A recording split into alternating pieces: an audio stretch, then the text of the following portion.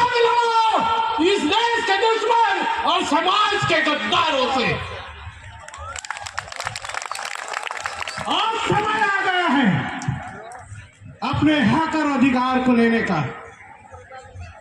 हम सिर्फ जंगल कटने की बात कर रहे हैं, आदिवासी कट रहा है, गांव उजड़ रहे हैं,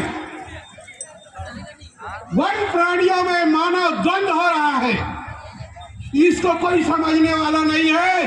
पूरे देश के लोग ये कह रहे हैं हंसदेव बचाओ जंगल कट रहा है, कोई नहीं बोल रहा है आदिवासी खत्म हो रहा है, आदिवासी कैसे बचाया जाएगा। तो साथियों, समय की परिधि है, आप सबको निवेदन कर रहे हैं, आए हैं, हम व्हाट्सएप में ईमेल में डाले हैं, हम राष्ट्रपति प्रधानमंत्री को हंसदेव बचाने के लिए चिट्ठी लिख रहे हैं। जितने समाज हैं, जितने प्रदेश हैं, जितने बुद्धिजीवी हैं, वो सबको एक एक चिट्ठी लिखिए।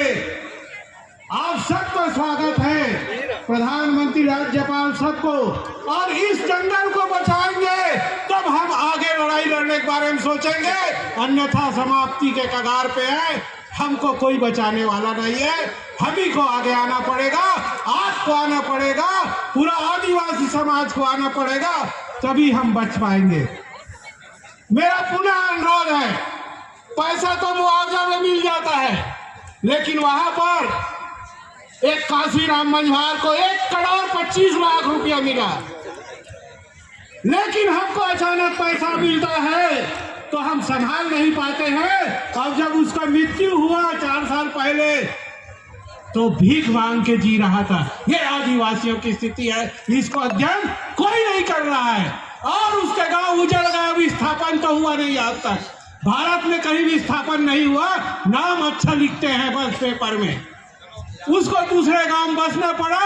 और जब उसकी मृत्यु हुआ तो पारंपरिक रूप से रूढ़ी प्रथा के अनुसार उस गांव में नहीं आया है, इसलिए उसका दाह संस्कार करने के लिए मना कर दिया गया। ये आदिवासियों की स्थिति आगे भी भोगना पड़ेगा। इसीलिए हंसदेव बचाओ आंदोलन में आप सबको अपनी लेखनी के धार से राष्ट्रपति प्रधानमंत्री को भेजना पड़ेगा। अगर इस देश में आदिवासी राष्ट्रपति है तो इस कानून को रद्द करना पड़ेगा। ये आवाज आपके तरफ से आना चाहिए। और हम चाहते हैं कि आप इस मुहिम में साथ दो। हम 15 तारीख को पूरा प्रदेश में ज्ञापन दे रहे हैं और 20 दिन बाद अगर कोई कार्य नहीं हुआ तो हम पहले सरगुजा संभाग को बंद करेंगे और उसके 20 दिन बाद पूरा रायपुर में सीएम हाउस को घेरेंगे। आप सबको मैं आमंत्रण देने आया हूँ, दल बल के साथ पूरे भारत के आदिवासी रायपुर में इकट्ठा होकर अपनी ताकत को दिखाएंगे। यही मैं आपसे प्रार्थना और निवेदन करता हूँ। धन्यवाद। जय जोहार। जय जोहार। यहाँ भारत के आदिवासी आए हैं, लेकिन आवाज में वैसा दम नहीं दिख रहा है। एक तीर एक कमान, एक तीर एक कमान, हंसदेव बचाओ, हंसदेव बचाओ, हंसदेव बचाओ।